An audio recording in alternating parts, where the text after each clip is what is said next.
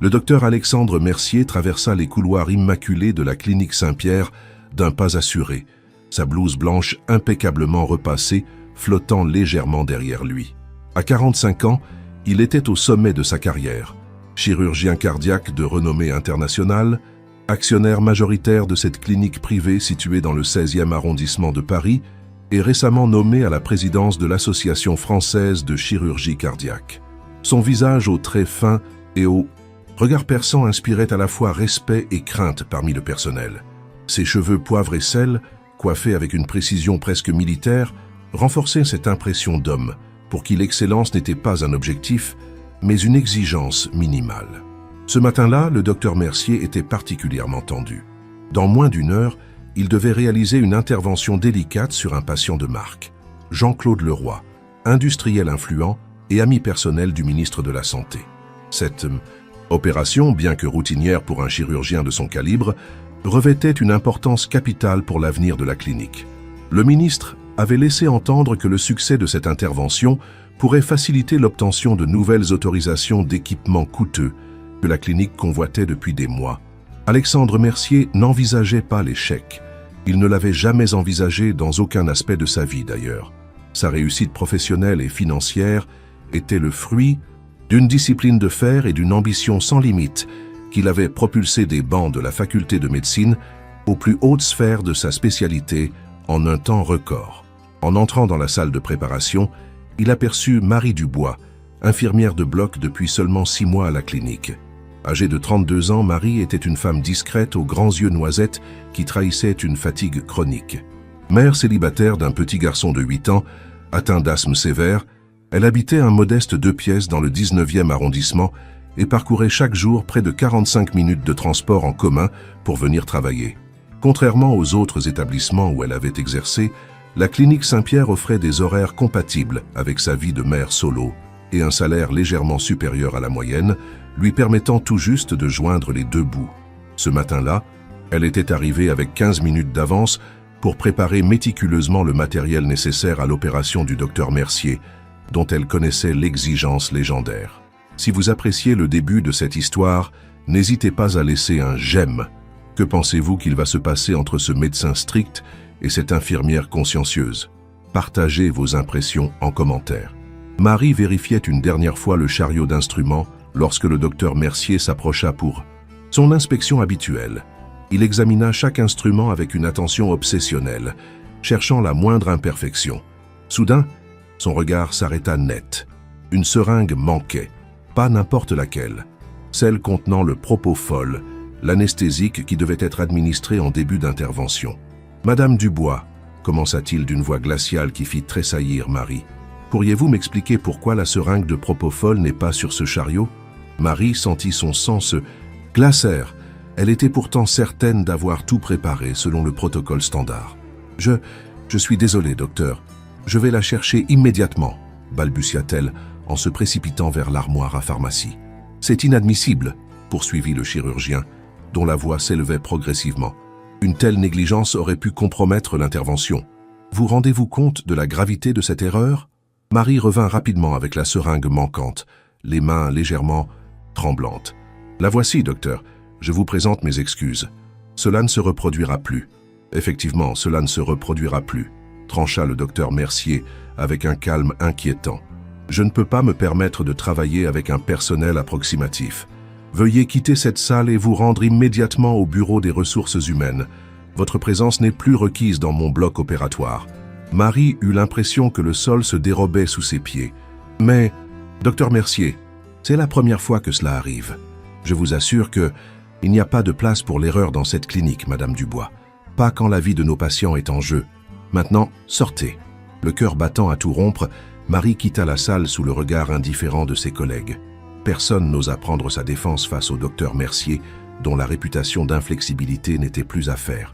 2 heures plus tard, Marie quittait la clinique, une lettre de licenciement pour faute grave à la main et des larmes silencieuses coulant sur ses joues. Comment allait-elle payer le loyer du mois prochain, les médicaments de son fils?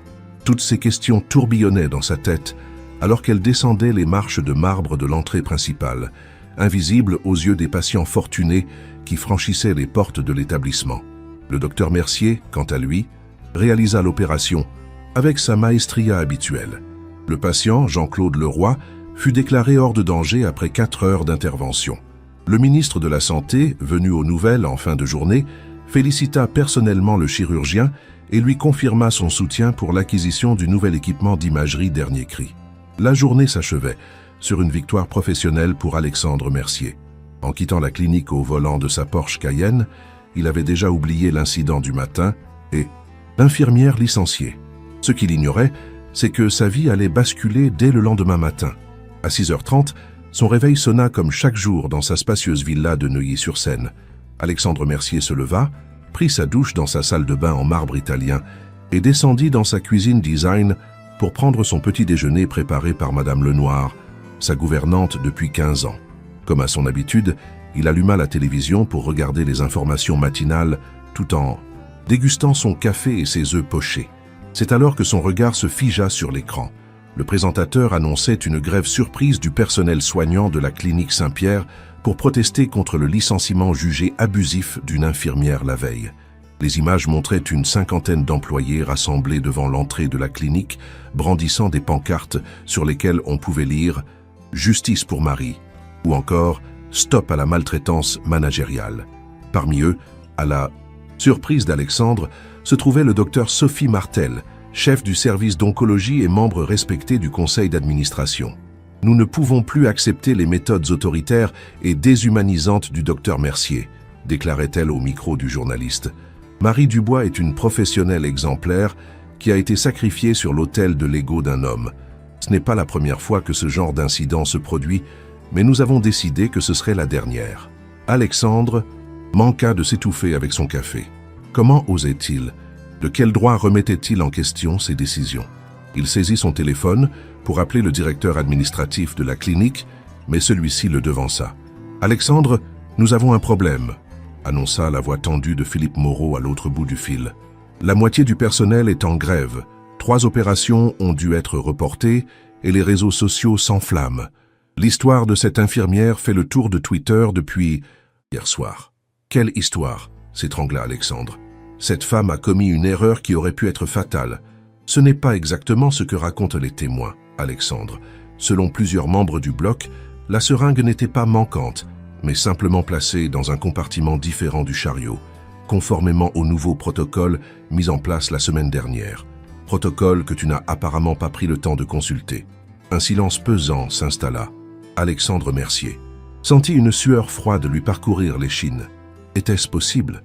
Avait-il commis une telle erreur de jugement? Par ailleurs, poursuivit Philippe d'une voix grave, il semblerait que cette infirmière soit dans une situation personnelle particulièrement difficile. Son fils est gravement malade et elle est seule pour subvenir à leurs besoins. La presse s'est emparée de l'histoire et le portrait qu'il dresse de toi n'est pas, disons, très flatteur. Alexandre alluma son ordinateur portable et constata avec effroi l'ampleur des dégâts. Sur tous les sites d'information médicale et même dans certains médias grand public, on parlait de l'affaire Dubois. Une photo de Marie, visiblement prise à son insu à la sortie de la clinique, la montrait en larmes, sa lettre de licenciement à la main. En parallèle, les journalistes avaient déterré des informations sur le train de vie luxueux du docteur Mercier, sa villa estimée à plus de 3 millions d'euros, sa collection de montres de luxe, ses vacances aux Maldives. Le contraste était saisissant et délibérément mis en scène pour susciter l'indignation. « Le conseil d'administration se réunit en urgence à 10h, conclut Philippe. Ta présence est requise, bien entendu. » Alexandre raccrocha, sonné. En l'espace d'une nuit, sa réputation méticuleusement construite semblait s'effondrer comme un château de cartes. Comment une simple décision disciplinaire avait-elle pu prendre une telle ampleur? Il se rendit à la clinique par une entrée secondaire pour éviter les manifestants. La réunion du conseil d'administration fut houleuse. Plusieurs membres, dont Sophie Martel, exigèrent des excuses publiques et la réintégration immédiate de Marie Dubois. D'autres, plus pragmatiques, s'inquiétaient surtout de l'impact sur l'image de la clinique et suggéraient un arrangement financier généreux pour étouffer l'affaire. Cette histoire prend des proportions ridicules, se défendit Alexandre. Nous ne pouvons pas laisser les réseaux sociaux dicter notre politique de ressources humaines. Si nous cédons aujourd'hui, quel message envoyons-nous? Le message que nous sommes humains, peut-être, répliqua Sophie avec une ironie mordante. « Que nous reconnaissons nos erreurs? Que nous ne sacrifions pas nos employés les plus vulnérables sur l'autel de notre orgueil ?» La discussion se poursuivit pendant plus de 2 heures. À midi, une décision fut finalement prise. Marie Dubois serait réintégrée avec effet immédiat et la clinique publierait un communiqué reconnaissant une erreur de communication dans l'application des nouveaux protocoles. Alexandre Mercier, quant à lui, était prié de présenter personnellement ses excuses à l'infirmière. Cette dernière condition lui parut inacceptable. Jamais, au cours de sa brillante carrière, il n'avait dû s'excuser pour une décision professionnelle. Mais le regard ferme de Philippe Moreau ne laissait aucune place à la négociation. C'est ça, où ta place de chef de service pourrait être remise en question, Alexandre.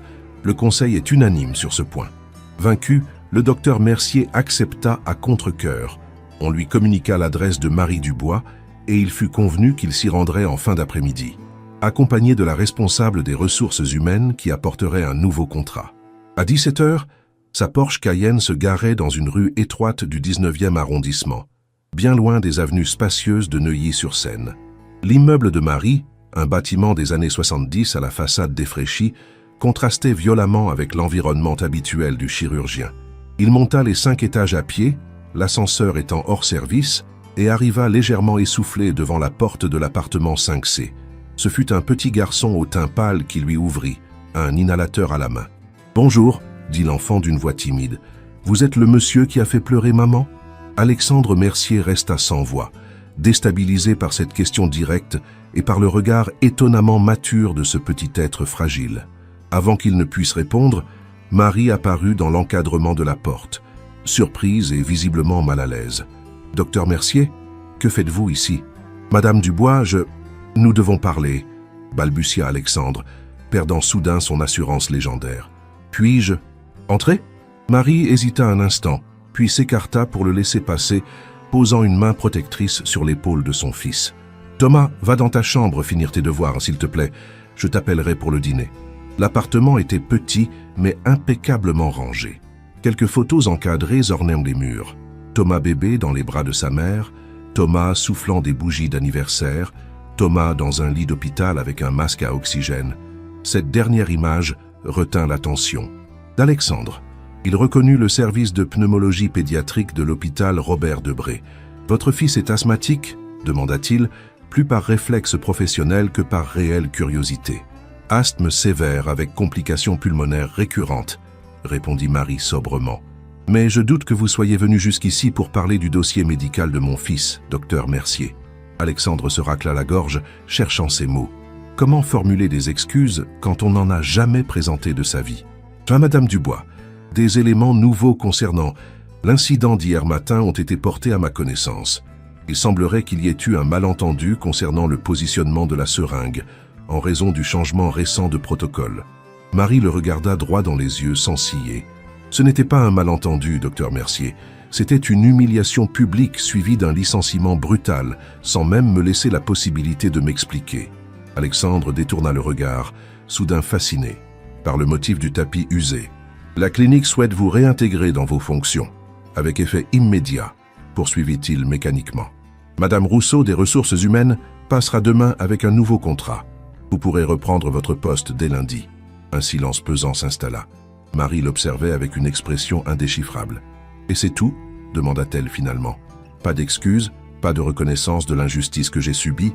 Alexandre Mercier, l'éminent chirurgien, habitué à manier le bistouri avec une précision millimétrique, se trouvait désormais incapable de trouver les mots justes face à cette femme qu'il avait blessée sans même y prêter attention. « Je vous présente mes excuses », articula-t-il finalement, avec difficulté. « Mon jugement a été hâtif. » À cet instant précis, une crise d'asthme violente secoua Thomas dans la pièce voisine.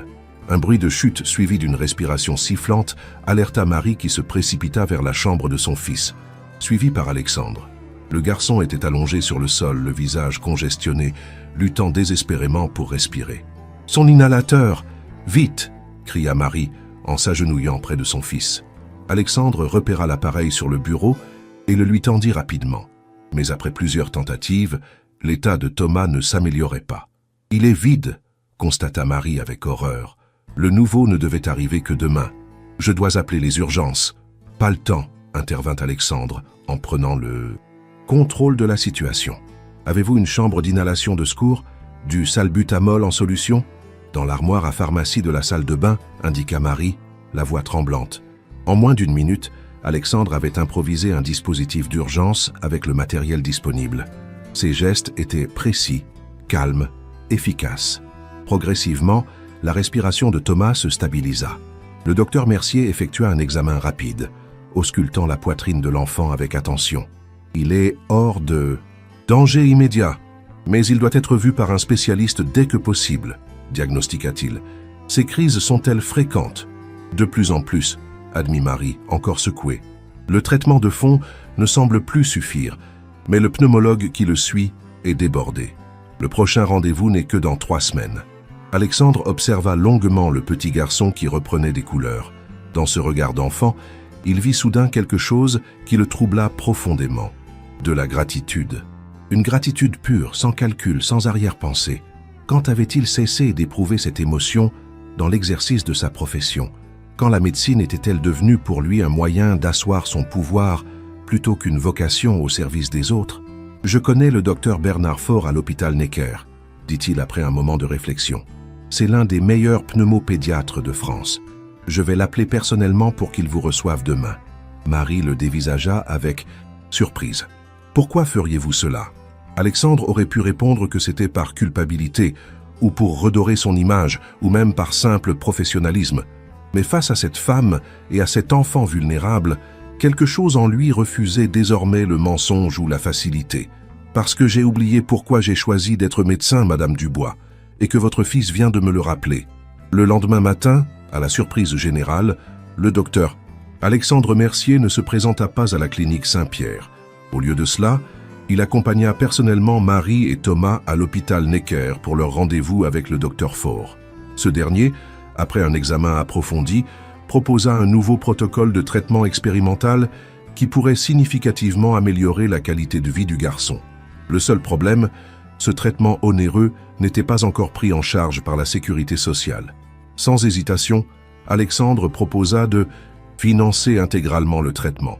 Ce n'était pas de la charité, expliqua-t-il à Marie qui tentait de refuser, mais une forme de réparation.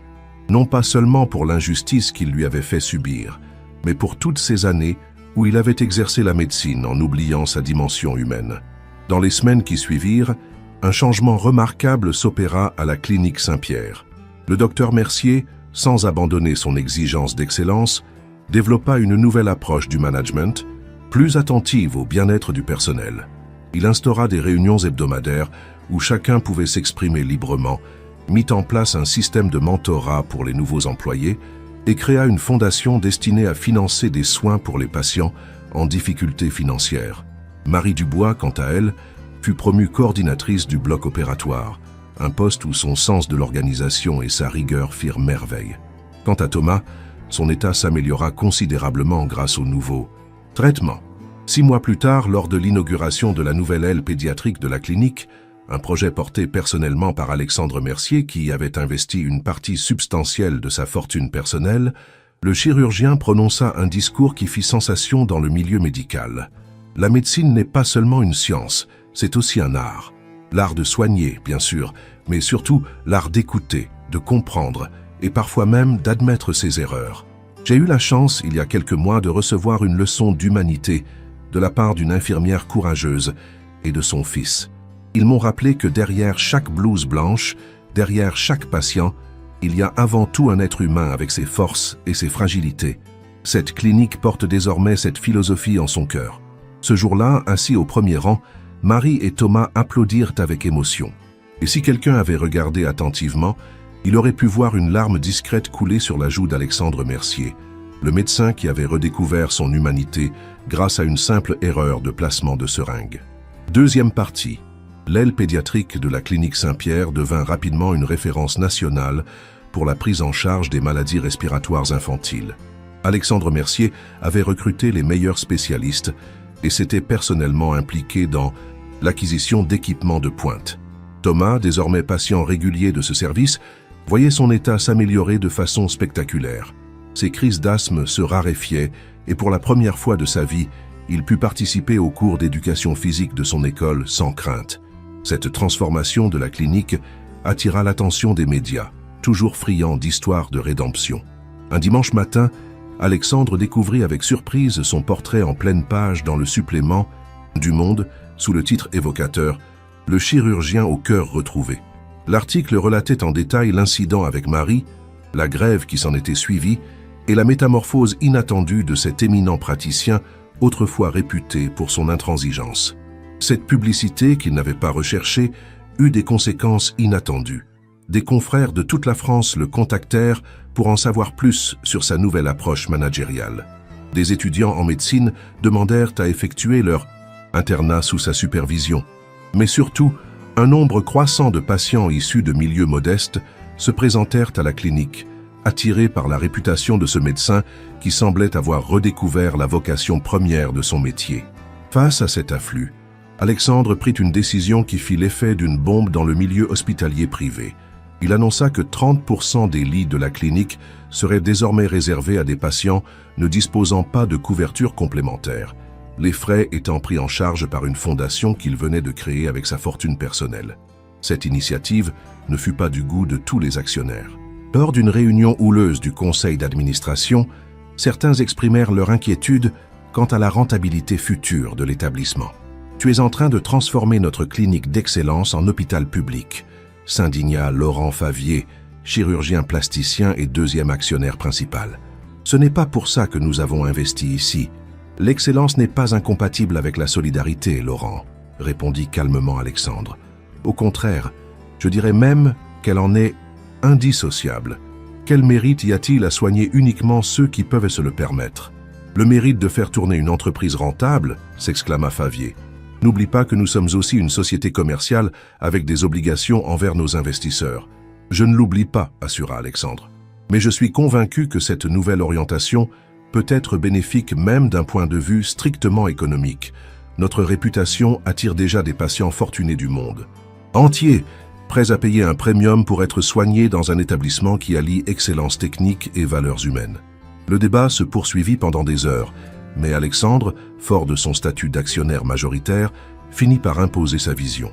La clinique Saint-Pierre entamait un nouveau chapitre de son histoire, sous le signe d'un équilibre inédit entre exigence médicale et accessibilité aux soins. Pendant ce temps, Marie Dubois voyait également sa vie se transformer. Sa promotion au poste de coordinatrice du bloc opératoire s'était accompagnée d'une augmentation substantielle de salaire, lui permettant d'emménager dans un appartement plus spacieux et mieux adapté aux besoins de Thomas. Le petit garçon, dont la santé s'améliorait de jour en jour, s'épanouissait à l'école et manifestait un intérêt croissant pour les sciences. Un soir, alors qu'Alexandre rendait visite à Marie et Thomas pour un dîner informel, une habitude qu'ils avaient prise depuis quelques mois, le garçon lui montra fièrement un projet scolaire sur le corps humain. « Regarde, Alexandre, j'ai fait un modèle du cœur comme ceux que tu opères. » Le chirurgien examina avec attention la maquette en pâte à modeler, remarquablement précise pour un enfant de cet âge. « C'est impressionnant, Thomas. Tu as même représenté les valvules correctement. Tu t'intéresses à la médecine? Je veux devenir médecin comme toi, » affirma le garçon avec une assurance touchante. « Mais pas chirurgien, je préfère la pneumologie, pour soigner les enfants qui ont de l'asthme comme moi. » Alexandre sentit une émotion intense l'envahir. L'idée que ce petit garçon, qu'il avait indirectement mis en danger en licenciant sa mère, puisse aujourd'hui s'inspirer de lui pour construire son avenir, lui semblait relever d'une justice poétique qui le dépassait. « C'est un très beau projet, Thomas, et je suis certain que tu feras un excellent médecin. » Marie, qui observait la scène depuis la cuisine, s'approcha, avec un sourire attendri. « Il parle de toi toute la journée, tu sais. Alexandre dit ceci, Alexandre fait cela. Tu es devenu son héros. Je ne mérite pas ce titre, » murmura Alexandre, embarrassé. « Pas après la façon dont j'ai agi envers vous. Ce qui compte, ce n'est pas tant nos erreurs que notre capacité à les reconnaître et à les réparer, » répondit Marie avec sagesse. « Et sur ce point, je dois dire que tu as été exemplaire. » Cette soirée marqua un tournant dans la relation entre Alexandre et la famille Dubois. Ce qui avait commencé comme une tentative de réparation d'une injustice professionnelle évoluait progressivement vers une amitié sincère, voire quelque chose de plus profond que ni Alexandre ni Marie n'osaient encore nommer. À la clinique, leurs interactions restaient strictement professionnelles. Alexandre tenait à ce que personne ne puisse soupçonner du favoritisme dans la promotion de Marie, dont les compétences étaient par ailleurs unanimement reconnues. Mais en dehors des murs de l'établissement, il se découvrait de nombreux points communs. Une même passion pour la littérature classique, un goût partagé pour les longues promenades dans Paris et surtout un dévouement sans limite envers Thomas. Un week-end d'automne, Alexandre les invita tous deux à sa villa de Neuilly pour un déjeuner dans le jardin. C'était la première fois qu'il recevait Marie et Thomas chez lui et il était étrangement nerveux à l'idée de leur montrer cette demeure qui symbolisait si bien l'homme qu'il avait été. Impressionnante mais froide, luxueuse mais impersonnelle. « C'est immense !» s'exclama Thomas en découvrant le salon au plafond haut et au meuble design. « Tu vis tout seul ici ?»« Oui, avec Madame Lenoir qui s'occupe de la maison pendant la journée, » répondit Alexandre, soudain conscient du vide qui habitait ces lieux pourtant si prestigieux. « Ça ne te fait pas peur la nuit ?»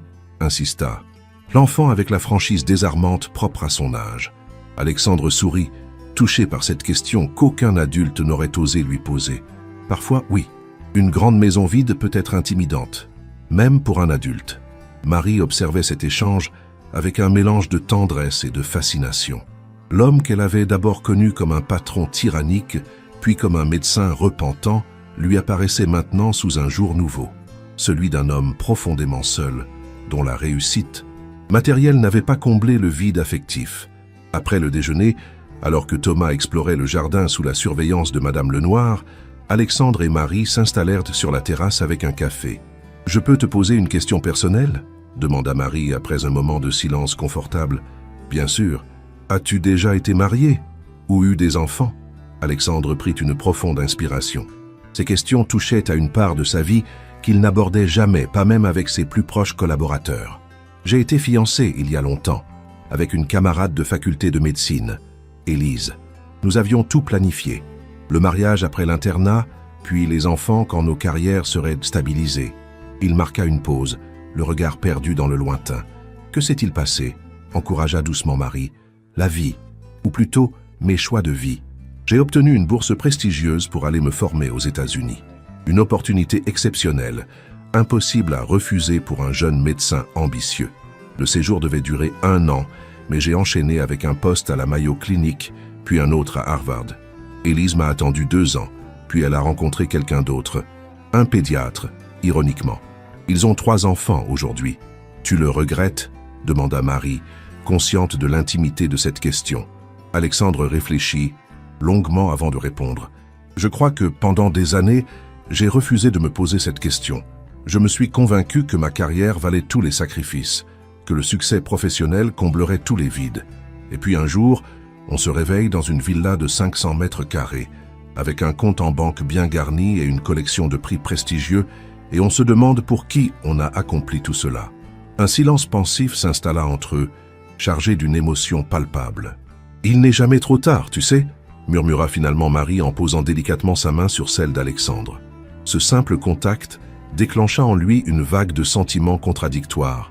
Désir, espoir, mais aussi peur, la peur de s'attacher, de devenir vulnérable, de risquer une nouvelle déception. « Marie, je ne suis pas sûr d'être capable d'offrir ce que toi et Thomas méritaient. Ma vie a été si longtemps centrée sur moi-même, sur ma carrière. Je ne sais pas si je peux changer si radicalement. » Elle lui sourit avec une douceur qui le bouleversa. « Tu as déjà changé, Alexandre, plus que tu ne le crois. L'homme que tu étais il y a 1 an n'aurait jamais tenu cette conversation, n'aurait jamais reconnu ses doutes, ses regrets. » À cet instant, Thomas revint en courant, les joues rougies par l'excitation. « Alexandre, j'ai trouvé un hérisson dans le jardin, viens voir. » Sans hésiter, le chirurgien se leva pour suivre l'enfant, laissant Marie contempler cette scène avec un mélange d'espoir et d'appréhension. Elle savait qu'elle était en train de tomber amoureuse d'Alexandre Mercier, l'homme qui l'avait injustement licencié, puis avait transformé sa vie et celle de son fils. Une histoire que personne n'aurait pu imaginer et dont elle ignorait encore comment elle se terminerait. Les semaines suivantes furent pas marquées par une valse hésitante entre Alexandre et Marie. Leurs rencontres en dehors de la clinique se multipliaient, mais aucun des deux n'osait franchir explicitement le pas d'une relation amoureuse assumée. Thomas, avec sa perspicacité d'enfant, percevait parfaitement ce qui se jouait entre les adultes. « Pourquoi tu n'invites pas Alexandre à vivre avec nous ?» demanda-t-il un soir à sa mère alors qu'elle le bordait. Il a dit lui-même que sa grande maison lui faisait peur, parfois. Marie sourit, touchée par la simplicité avec laquelle son fils envisageait la situation. « Ce n'est pas si simple, mon chéri. Alexandre et moi sommes amis et collègues de travail. Vivre ensemble, c'est une décision très importante. Mais tu l'aimes, non? Je le vois dans tes yeux quand tu le regardes. C'est comme dans les films. » Marie éclata de rire, à la fois amusée et embarrassée par cette observation. « Tu regardes trop de films romantiques, jeune homme. Allez, dors maintenant. » Mais cette conversation avec son fils la fit réfléchir. Qu'attendait-elle exactement? Qu'Alexandre fasse le premier pas? N'était-elle pas, elle aussi, prisonnière de certaines conventions, de certaines peurs? Le lendemain, à la clinique, elle croisa Alexandre au détour d'un couloir. Il sortait d'une opération particulièrement longue et semblait épuisé. « Tout s'est bien passé ?» demanda-t-elle avec professionnalisme, consciente des regards curieux du personnel alentour. « Oui, le patient est stable. Une intervention complexe, mais le résultat est satisfaisant. » Il y eut un moment de flottement. Puis Alexandre ajouta à voix basse « Tu me manques, toi et Thomas. Je n'arrête pas de penser à vous. » Ces mots, prononcés avec une sincérité désarmante, firent battre le cœur de Marie plus fort. « Nous aussi, tu nous manques, » admit-elle. « Thomas me demandait justement hier soir pourquoi tu ne venais pas vivre avec nous. » Alexandre parut surpris. Puis un sourire illumina son visage fatigué. « Et qu'as-tu répondu? Que c'était compliqué, que nous étions amis et collègues? Est-ce vraiment tout ce que nous sommes, Marie ?» La question flotta entre eux, chargée de promesses et d'incertitudes. Avant qu'elle ne puisse répondre, une infirmière les interrompit pour une urgence administrative, brisant ce moment d'intimité. Le soir même, alors que Marie rentrait chez elle après une journée chargée, elle trouva un message d'Alexandre sur son répondeur. « J'ai beaucoup réfléchi aujourd'hui. À ce que tu as dit, à ce que Thomas a demandé. Je crois qu'il est temps que nous ayons une vraie conversation, tous les deux. Pas dans un couloir de la clinique, pas avec des demi-mots. Je passe te prendre demain soir à 20h. J'ai réservé une table dans un endroit tranquille. Si tu es d'accord, bien sûr. » Le cœur battant, Marie rappela immédiatement pour confirmer. Puis, elle contacta sa voisine, Madame Legrand, qui accepta avec joie de garder Thomas pour la soirée. Le lendemain soir, vêtue d'une simple robe noire qu'elle n'avait pas sortie depuis des années, Marie attendait nerveusement l'arrivée d'Alexandre. Lorsqu'il sonna à la porte, ce fut Thomas qui courut ouvrir. « Waouh, tu es très élégant !» s'exclama le garçon, en voyant Alexandre en costume 3 pièces. « On dirait que tu vas te marier. » Cette remarque innocente fit rougir les deux adultes, créant un moment de complicité amusée. « Thomas !» le réprimanda gentiment Marie. « Ne dis pas de bêtises. Alexandre et moi allons simplement dîner. » Bien sûr, acquiesça l'enfant avec un clin d'œil pas du tout discret qui fit rire Alexandre. Le restaurant qu'Alexandre avait choisi n'était pas l'un de ces établissements étoilés qu'il fréquentait autrefois pour impressionner ses relations professionnelles. C'était une petite brasserie authentique du 11e arrondissement, au charme désuet et à l'ambiance chaleureuse. « J'ai pensé que tu te sentirais plus à l'aise ici que dans un endroit trop formel, » expliqua-t-il alors qu'il s'installait à une table discrète au fond de la salle. « C'est parfait, » le rassura Marie, touchée par cette attention. « Tu commences à bien me connaître. » Le dîner fut délicieux, mais ce furent surtout leurs échanges qui rendirent cette soirée mémorable. Pour la première fois, ils parlèrent ouvertement de leurs sentiments, de leurs craintes, de leurs espoirs. Alexandre évoqua sa peur de ne pas être à la hauteur comme figure paternelle pour Thomas, n'ayant jamais eu de modèle dans sa propre enfance, avec un père toujours absent. Marie confia ses doutes sur la possibilité de concilier une relation amoureuse avec ses responsabilités de mère célibataire et sa nouvelle carrière exigeante. « Je ne veux pas que Thomas s'attache trop à toi et souffre ensuite si les choses ne fonctionnent pas entre nous, » avoua-t-elle. « Je comprends cette inquiétude, » répondit Alexandre avec sérieux. « Mais je veux que tu saches une chose, Marie. Quoi qu'il arrive entre nous, je serai toujours là pour Thomas. Ce n'est pas un engagement que je prends à la légère. » Vers la fin du repas, après un moment de silence confortable, Alexandre prit la main de Marie par-dessus la table. « Je crois que je suis tombé amoureux de toi, » dit-il simplement. « En fait, non, je ne le crois pas. J'en suis certain. Et cela me terrifie, autant que cela me rend heureux. » Marie sentit les larmes lui monter aux yeux. « Moi aussi, je t'aime, Alexandre, et cela me terrifie tout autant. » Ils quittèrent le restaurant main dans la main, marchant lentement dans les rues de Paris, savourant ce moment de vérité partagée. Lorsqu'ils arrivèrent devant l'immeuble de Marie, Alexandre l'embrassa tendrement, un baiser qui scellait le début d'une nouvelle histoire. « Je ne rentrerai pas ce soir », murmura-t-il contre ses lèvres. « Pas encore. Je veux faire les choses correctement, pour toi et pour Thomas. Mais je voudrais vous inviter tous les deux ce week-end à la campagne. J'ai une petite maison en Normandie dont je ne t'ai jamais parlé. Un endroit simple, loin du luxe ostentatoire de la villa.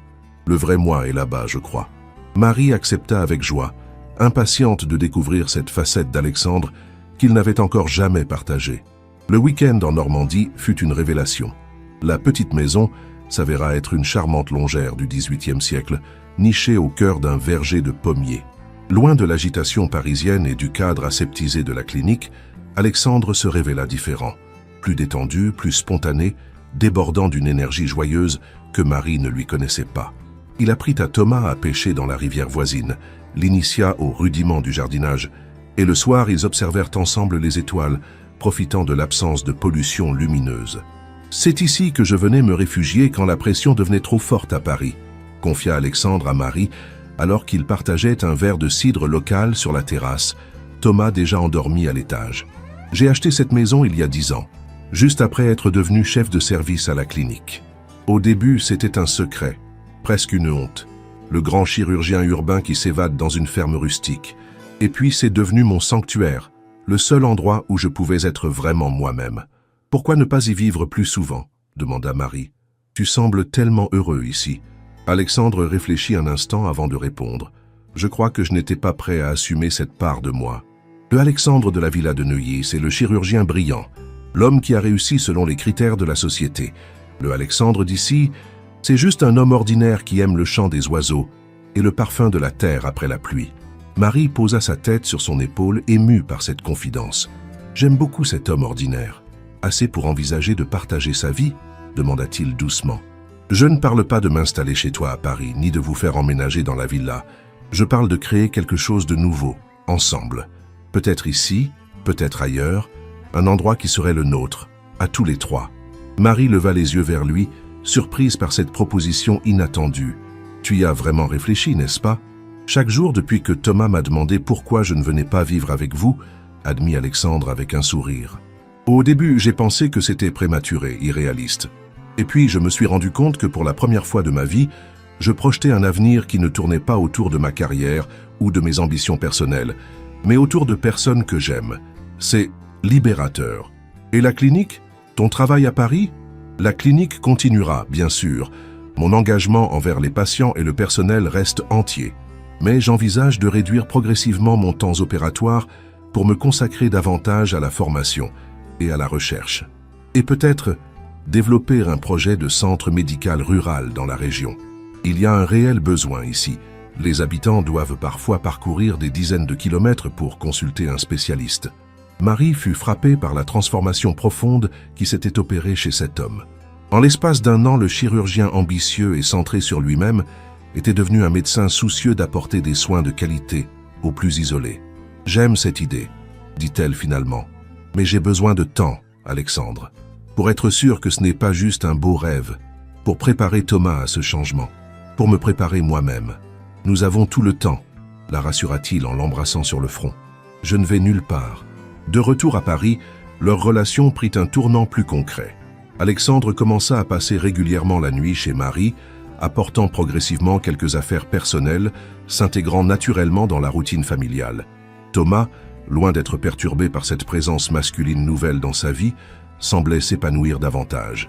Ses résultats scolaires s'améliorèrent, et même son asthme semblait mieux contrôlé, comme si l'équilibre émotionnel nouvellement trouvé influençait positivement sa santé physique.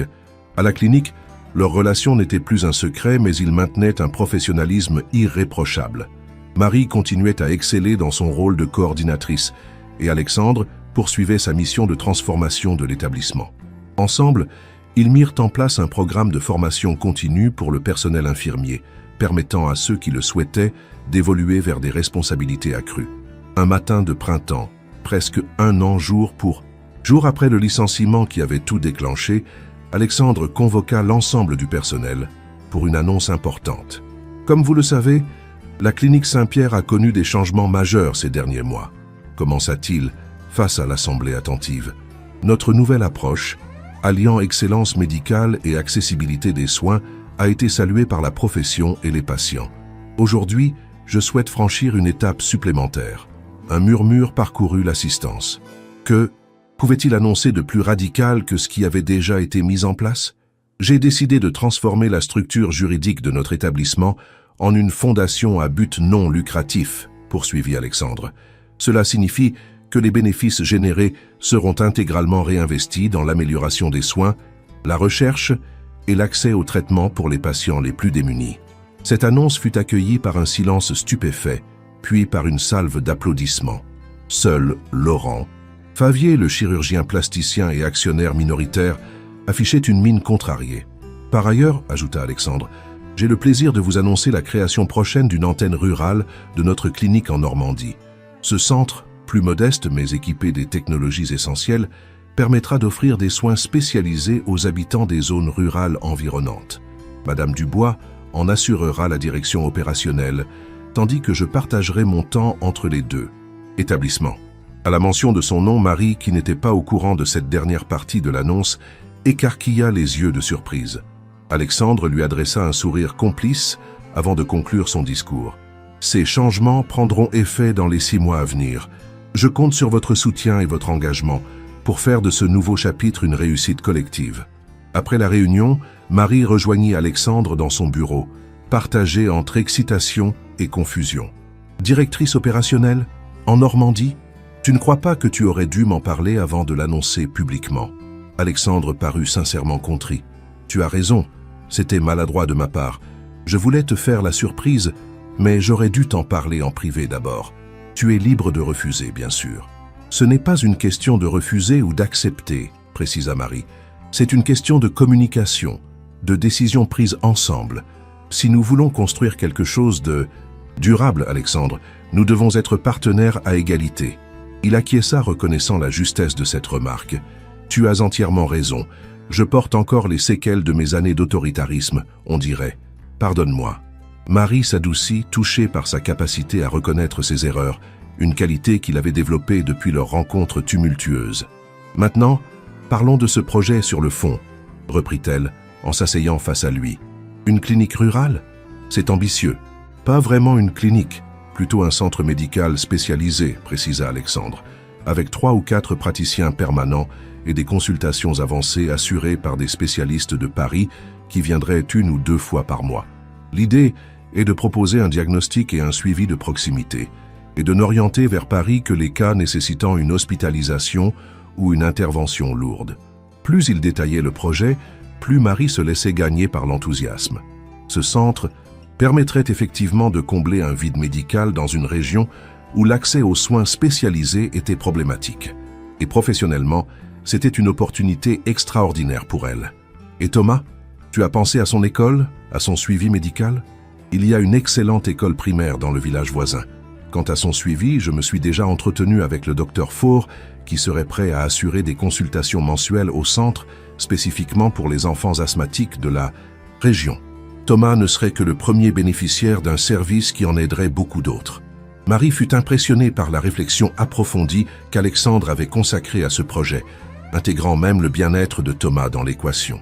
Pendant un instant, elle revit en pensée l'homme arrogant qui l'avait licencié 1 an plus tôt et mesura le chemin parcouru. « D'accord, dit-elle finalement, je suis partante pour cette aventure, mais à une condition. Laquelle? Que nous prenions cette décision ensemble, officiellement. Thomas, toi et moi, comme une famille. » Le mot « famille » flotta entre eux, chargé de signification. Alexandre se leva, contourna son bureau et prit Marie dans ses bras. « Une famille », répéta-t-il avec émotion. « Oui, c'est exactement ce que nous sommes devenus, n'est-ce pas ?» Ce soir-là, ils organisèrent un dîner spécial pour annoncer le projet à Thomas. À leur grande surprise, l'enfant manifesta un enthousiasme débordant à l'idée de vivre à la campagne. « Je pourrais avoir un chien là-bas ?» fut sa première question, provoquant l'hilarité des adultes. « Je pense que ça pourrait s'arranger », concéda Marie, échangeant un regard complice avec Alexandre. « Et on vivra tous les 3 dans la maison au pommier? Pour toujours? Si c'est ce que tout le monde souhaite, oui, » répondit prudemment Alexandre, ne voulant pas précipiter les choses. Thomas sembla réfléchir intensément, puis déclara avec le sérieux d'un petit adulte, « Je pense que maman serait plus heureuse si vous vous mariez avant. Comme ça, on serait une vraie famille. » Marie s'étouffa avec son verre d'eau, tandis qu'Alexandre restait figé, la fourchette en l'air. « Thomas !» s'exclama Marie embarrassée. « Ce sont des décisions que les adultes prennent quand ils sont prêts. »« Et vous n'êtes pas prêt ?» demanda innocemment le garçon. « Pourtant, vous vous regardez comme les amoureux dans les films. Et Alexandre dort déjà ici presque tous les jours. » Alexandre éclata de rire devant la logique imparable de l'enfant. « Tu sais quoi, Thomas? Tu as parfaitement raison. » Sous le regard médusé de Marie, il quitta la table pour se diriger vers son manteau accroché dans l'entrée. Il revint quelques instants plus tard, une petite boîte en velours à la main. « Ce n'est pas exactement comme ça que j'avais prévu de faire ma demande, » avoua-t-il en s'agenouillant devant Marie. « Mais ton fils a raison. Pourquoi attendre quand on sait ce qu'on veut ?» Il ouvrit l'écrin, révélant une bague délicate sertie d'un saphir entouré de petits diamants. « Marie Dubois, veux-tu m'épouser ?» Les larmes aux yeux, incapable de parler, Marie hocha vigoureusement la tête avant de se jeter dans ses bras. Thomas, surexcité, sauta de sa chaise pour les rejoindre dans une étreinte collective. « Je savais que ça marcherait !» s'exclama-t-il fièrement. « J'ai vu la boîte dans sa veste la semaine dernière. » Cette révélation déclencha un nouvel éclat de rire chez les adultes. « Petit fouineur !» le taquina Alexandre en ébouriffant ses cheveux. « Tu étais dans la confidence depuis tout ce temps ?»« Bien sûr, Alexandre m'a demandé la permission avant, maman, » expliqua Thomas avec importance, comme dans les films. Marie se tourna vers Alexandre, émue par cette attention. « Tu as vraiment fait ça ?»« Évidemment, » confirma-t-il avec tendresse. « Je ne pouvais pas demander la main de la mère sans l'approbation du fils. » Ce soir-là marqua le début officiel de leur nouvelle vie à trois. Dans les mois qui suivirent, les préparatifs s'accélérèrent. La transformation juridique de la clinique, l'aménagement du centre médical normand, la planification d'un mariage simple mais élégant dans le jardin de la Longère. La nouvelle de l'union prochaine entre le docteur Mercier et l'ancienne infirmière qu'il avait injustement licenciée fit sensation dans le milieu médical parisien. Certains y virent une belle histoire de rédemption, d'autres un scandale ou une mésalliance. Alexandre et Marie, eux, étaient bien au-delà de ces considérations mondaines. Le jour du mariage, par une radieuse journée de juin, les pommiers étaient en fleurs, créant un cadre féerique pour la cérémonie. Thomas, fier dans son costume de garçon d'honneur, gardait précieusement les alliances. Les invités étaient peu nombreux, mais choisis avec soin. Quelques amis proches, des collègues devenus des alliés dans la transformation de la clinique, et même le ministre de la Santé qui avait pris fait et cause pour le projet novateur du centre médical rural. Lorsque Marie remonta l'allée improvisée entre les rangées de chaises blanches, dans une simple robe de soie ivoire, Alexandre sentit son cœur déborder d'un bonheur qu'il n'aurait jamais cru possible, 1 an plus tôt. L'officier d'état civil, maire du village voisin, commença la cérémonie par ces mots. « Nous sommes réunis aujourd'hui pour célébrer non seulement l'union de 2 êtres, mais aussi la naissance d'une famille. Une famille née, comme souvent les plus belles histoires, d'une rencontre improbable et d'une seconde chance saisie. » Thomas, debout entre les 2 mariés, souriait de toutes ses dents, caressant distraitement le jeune labrador doré qu'Alexandre lui avait offert la semaine précédente. Promesse tenue. Après l'échange des vœux et des alliances, le maire déclara « Par les pouvoirs qui me sont conférés, je vous déclare mari et femme. Mais aussi, si vous le permettez, et avec l'accord du principal intéressé, il se tourna vers Thomas. Je déclare officiellement cette famille unie pour la vie. » Thomas sauta de joie, provoquant l'émotion générale et les applaudissements nourris des invités. Lors de la réception qui suivit, le docteur Sophie Martel, qui avait joué un rôle déterminant dans la grève, ayant suivi le licenciement de Marie, leva son verre pour un toast. À Alexandre et Marie, qui nous rappellent que les plus belles réussites ne se mesurent pas en titres ou en richesse, mais en vie transformée. Ce qui semblait être une fin, un licenciement injuste, s'est révélé être le début d'une histoire extraordinaire. Une histoire qui a non seulement changé leur vie, mais aussi celle de centaines de patients qui bénéficient aujourd'hui d'une médecine plus humaine et plus accessible. Le soir venu, alors que les derniers invités se retiraient et que Thomas dormait paisiblement à l'étage, Alexandre et Marie s'installèrent sur la terrasse, contemplant les étoiles qui apparaissaient progressivement dans le ciel normand. « Si on m'avait dit, ce matin où tu m'as licencié, que nous serions ici aujourd'hui, mariés avec un projet commun, et Thomas qui t'appelle papa, » murmura Marie blottie contre son époux. « La vie est imprévisible, répondit Alexandre, en caressant ses cheveux. « Parfois, nos plus grandes erreurs nous conduisent exactement là où nous devions être. »« Alors, tu ne regrettes rien ?» demanda-t-elle curieuse. « Je regrette la souffrance que je t'ai causée ce jour-là, » précisa-t-il, « mais je ne peux pas regretter ce qui en a découlé. Cette erreur m'a forcé à regarder en face l'homme que j'étais devenu et à choisir de changer. Sans cela, je serais probablement encore ce chirurgien arrogant et solitaire, admiré mais pas aimé, respecté mais pas heureux. » Marie se redressa pour l'embrasser tendrement. « Et maintenant, tu es heureux ?» Alexandre contempla sa femme, pensa à leur fils qui dormait à l'étage, à leur maison entourée de pommiers, au centre médical qui ouvrirait ses portes dans quelques semaines pour apporter des soins de qualité à une population rurale oubliée. Une vie qu'il n'aurait jamais imaginée, riche non pas de possessions matérielles, bien qu'il n'en manquât pas, mais de sens et d'amour. « Plus que je ne l'ai jamais été, » répondit-il avec une certitude absolue. Et ce n'est que le début. Épilogue. 5 ans plus tard, le Centre médical rural Saint-Pierre était devenu une référence nationale en matière d'accès aux soins dans les territoires isolés. Sous la direction de Marie Mercier-Dubois, l'établissement avait progressivement étendu ses services, accueillant désormais une dizaine de spécialistes permanents et proposant même de petites interventions chirurgicales, ne nécessitant pas d'hospitalisation prolongée. Alexandre partageait son temps entre la clinique parisienne, où il opérait 2 jours par semaine, et le centre normand, où il consacrait une part croissante de son énergie à la formation de jeunes chirurgiens désireux d'exercer en milieu rural. Sa fondation avait essaimé, créant des structures similaires dans d'autres régions, défavorisées en matière d'offres médicales.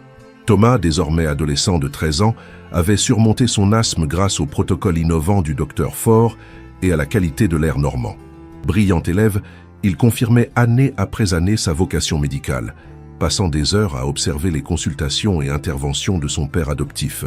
Alexandre l'avait officiellement adopté 2 ans après le mariage. La famille s'était agrandie avec l'arrivée d'une petite Élise, prénommée ainsi en hommage à la femme qu'Alexandre avait autrefois aimée et perdue, une façon de reconnaître que chaque étape de nos vies, même douloureuse, contribue à façonner notre chemin.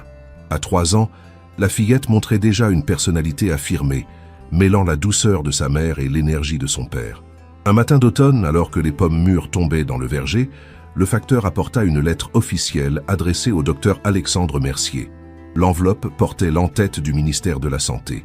Intrigué, Alexandre l'ouvrit pendant le petit déjeuner familial. « Qu'est-ce que c'est » demanda Marie, en servant un bol de chocolat chaud à Élise. Alexandre parcourut rapidement la lettre, puis la reposa, visiblement ému. « Le ministre me propose de diriger une commission nationale sur la réforme de l'accès aux soins dans les zones sous-médicalisées, » expliqua-t-il. « Apparemment, notre modèle de centre rural a attiré l'attention au plus haut niveau. »« Papa va devenir ministre ?» demanda Thomas. Avec excitation. Alexandre rit. « Non, rien d'aussi dramatique.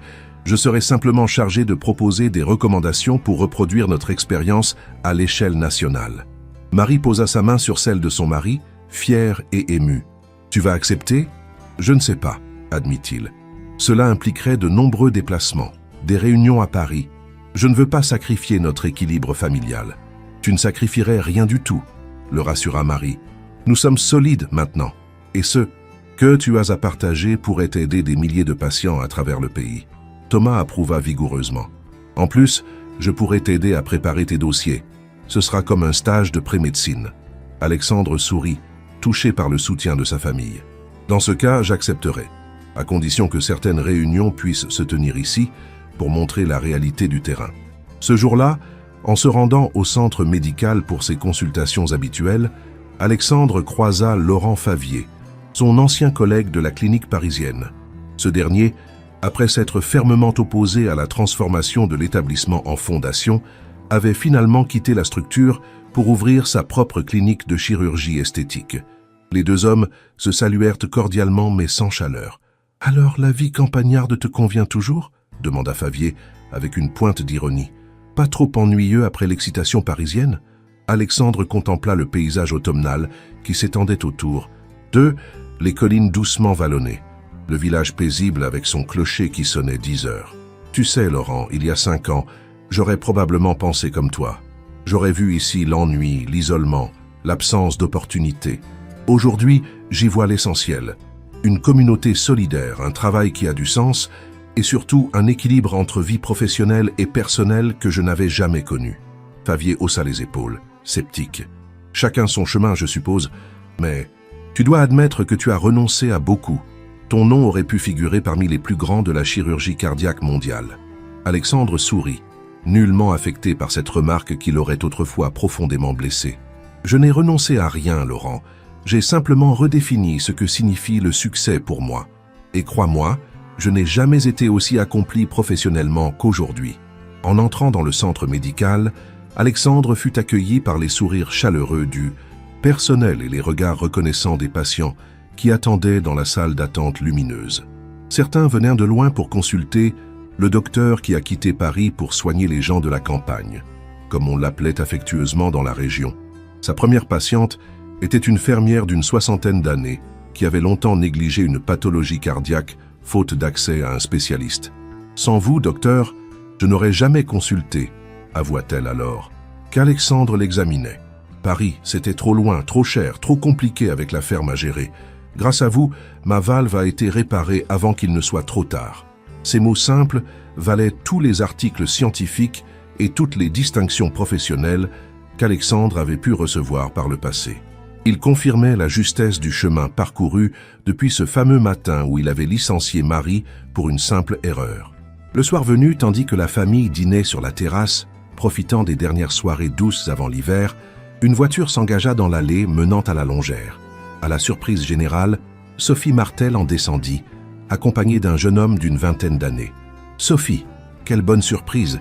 s'exclama Marie en allant à sa rencontre. « Désolée de débarquer sans prévenir », s'excusa la médecin. « Mais je voulais vous présenter quelqu'un. » Elle se tourna vers le jeune homme qui l'accompagnait. « Voici Mathieu Leroy. Il est en dernière année de médecine et souhaite se spécialiser en médecine rurale. J'ai pensé qu'un stage chez vous serait idéal. » Alexandre serra la main du jeune homme, intrigué. « Leroy ?» Comme Jean-Claude Leroy, l'industriel. « C'est mon père », confirma Mathieu avec un sourire timide. « Celui que vous avez opéré il y a 6 ans. » Un éclair de compréhension traversa le regard d'Alexandre. Jean-Claude Leroy, l'homme influent dont l'opération réussie, avait conforté sa position à la clinique. Le jour même où il avait licencié Marie. « Votre père va bien ?» demanda-t-il, sincèrement intéressé. « Très bien, grâce à vous. C'est d'ailleurs en partie pour ça que je veux faire médecine. J'ai vu ce que peut accomplir un bon chirurgien. » Alexandre invita les visiteurs à se joindre au dîner familial. La conversation s'anima autour des projets de Mathieu, des dernières nouvelles de la clinique parisienne que Sophie dirigeait désormais et de la lettre ministérielle reçue le matin même. Thomas, fasciné par le jeune étudiant en médecine, le bombardait de questions sur les études, les stages, les spécialités envisageables. Élise, quant à elle, s'était endormie sur les genoux de son père, épuisée par l'excitation de la journée. « Tu sais ce qui est ironique ?» murmura Marie à l'oreille d'Alexandre alors que la soirée touchait à sa fin. « Sans l'opération de M. Leroy et mon licenciement ce jour-là, rien de tout cela n'existerait. Ni notre famille, ni ce centre, ni cette vie que nous avons construite. » Alexandre embrassa tendrement sa femme. « La vie est ainsi faite. Nos plus grandes épreuves peuvent devenir nos plus grandes chances, à condition de savoir les reconnaître. » Alors que leurs invités se préparaient à partir, Sophie prit Alexandre à part un instant. « Tu te souviens de ce que je t'ai dit lors de cette fameuse réunion du conseil d'administration, après le licenciement de Marie ?» Alexandre fouilla dans sa mémoire. « Tu m'as dit beaucoup de choses ce jour-là, et la plupart étaient parfaitement justifiées. Je t'ai demandé quel message nous envoyions en cédant à la pression médiatique, » lui rappela Sophie. « Et tu sais quoi? Le message que tu as finalement envoyé, c'est qu'un homme peut évoluer, qu'une erreur peut devenir le point de départ d'une transformation profonde et qu'une simple décision peut changer non seulement une vie, mais des centaines d'autres par ricochet. » Sur ces paroles, elle serra brièvement son ancien collègue dans ses bras avant de rejoindre Mathieu qui l'attendait dans la voiture. Resté seul sur le perron avec sa fille endormie dans les bras, Alexandre contempla sa maison où Marie et Thomas rangeaient joyeusement la cuisine. Il pensa au chemin parcouru, aux vies transformées, à commencer par la sienne. Il pensa à l'homme qu'il avait été et à celui qu'il était devenu. Un médecin riche avait licencié une infirmière pauvre pour une simple erreur, et ce qui s'était passé le lendemain matin avait effectivement choqué tout le monde, à commencer par lui-même. Mais la véritable surprise, la véritable leçon de cette histoire, c'était ce qui s'était passé dans les années suivantes. La naissance d'une famille, la création d'un projet porteur de sens et la découverte que la richesse la plus précieuse n'était pas celle qui s'accumule dans un compte en banque, mais celle qui se partage et qui grandit en se donnant. Alexandre Mercier, autrefois défini par son ambition et sa réussite individuelle, se définissait désormais par les liens qu'il avait tissés et les vies qu'il avait touchées. Et c'était là, il en était certain, sa plus belle réussite. 10 ans plus tard, le soleil se couchait sur la campagne normande, teintant de rouge et d'or les pommiers du verger. Sur la terrasse de la Longère, une table avait été dressée pour célébrer un double événement: les 10 ans du Centre médical rural Saint-Pierre et les 18 ans de Thomas. Alexandre, dont les tempes étaient désormais complètement grises, observait avec émotion la scène qui se déroulait devant lui. Une trentaine de personnes étaient réunies dans le jardin. L'équipe médicale du centre, quelques amis proches et bien sûr leur famille élargie. Thomas, grand jeune homme au sourire assuré, portait fièrement la lettre d'admission qu'il venait de recevoir de la faculté de médecine de Paris. À ses côtés, la petite Élise, qui n'était plus si petite à 8 ans, racontait avec animation à tous ceux qui voulaient l'entendre comment son grand frère allait devenir le meilleur médecin du monde, encore mieux que papa. Marie, toujours aussi belle à 42 ans, s'approcha d'Alexandre et glissa sa main dans la sienne. « À quoi penses-tu avec cet air mélancolique ?» demanda-t-elle doucement. « Je pensais au temps qui passe, » répondit-il en embrassant sa tempe, « à ce chemin que nous avons parcouru. Parfois, j'ai l'impression que c'était hier que tu entrais dans mon bloc opératoire, tremblante, pour ta première journée à la clinique. » Marie sourit à ce souvenir. « Et moi, j'ai l'impression que cette époque appartient à une autre vie. Comme si le docteur Mercier tyrannique et l'infirmière intimidée étaient deux personnes différentes de celles que nous sommes devenues. N'est-ce pas le cas ?» réfléchit Alexandre. « Ne sommes-nous pas en un sens des personnes différentes, transformées par ces 10 années ?» Leur conversation fut interrompue par l'arrivée d'une voiture officielle dans l'allée. Le chauffeur ouvrit la portière arrière et, à la surprise générale, la ministre de la Santé en personne en descendit. « Je ne pouvais pas manquer cet anniversaire », déclara-t-elle en s'avançant vers Alexandre et Marie. « Pas quand le modèle que vous avez créé ici inspire désormais notre politique nationale de santé rurale. » En effet, la commission qu'Alexandre avait dirigée 5 ans plus tôt avait abouti à la création d'un réseau national de centres médicaux ruraux, inspiré directement de leur expérience normande. Plus de 50 établissements similaires avaient déjà ouvert leurs portes à travers la France, offrant des soins spécialisés à des populations autrefois oubliées du système de santé. « Madame la ministre », la salua chaleureusement Alexandre, « votre présence nous honore, mais ce soir nous célébrons surtout l'avenir de la médecine. » Il désigna Thomas du regard. « Mon fils vient d'être admis en première année à Paris. J'en ai entendu parler, » sourit la ministre, « et c'est aussi pour cela que je suis venu. La fondation du ministère a décidé de lui attribuer une bourse d'excellence. Nous investissons dans la prochaine génération de médecins ruraux. » Thomas, qui s'était approché, ne put cacher sa surprise et sa joie. « Merci, Madame la ministre. Je vous promets que cet investissement sera justifié. J'en suis convaincu, » répondit-elle avant d'ajouter plus bas, pour que seul le jeune homme entende. « Je connais l'histoire de votre famille, Thomas. Comment un licenciement injuste a conduit à une révolution médicale et humaine. Cette histoire m'a inspiré dans mon propre parcours. » Plus tard dans la soirée, alors que la fête battait son plein, une silhouette familière apparut à l'entrée du jardin. Laurent Favier, l'ancien collègue d'Alexandre, se tenait là, visiblement hésitant. « J'espère que je ne dérange pas, » dit-il quand Alexandre vint à sa rencontre. « J'ai appris pour l'anniversaire du centre, et je voulais voir par moi-même ce que vous aviez accompli ici. »« Tu es le bienvenu, Laurent, » l'assura sincèrement Alexandre. Beaucoup d'eau a coulé sous les ponts. L'homme avait changé, les traits tirés, le regard moins arrogant. Il semblait porter le poids de certains regrets. « Ma clinique de chirurgie esthétique a fait faillite, » avoua-t-il après un moment. « Trop de concurrence, pas assez de substance. J'ai réalisé que je passais à côté de l'essentiel. » Alexandre n'éprouva aucune satisfaction à cette nouvelle. « Je suis désolé de l'apprendre. Que comptes-tu faire maintenant ?» Laurent hésita, puis se lança. « En fait, c'est aussi pour ça que je suis venu. J'ai entendu dire que vous cherchiez un chirurgien plastique pour votre programme de reconstruction post-traumatique. » Alexandre sourit, surpris mais touché par cette démarche. Tu serais prêt à travailler ici, dans notre petit centre rural, comme tu l'appelais? Les temps changent, les hommes aussi, répondit simplement Laurent. Tu en es la preuve vivante, non?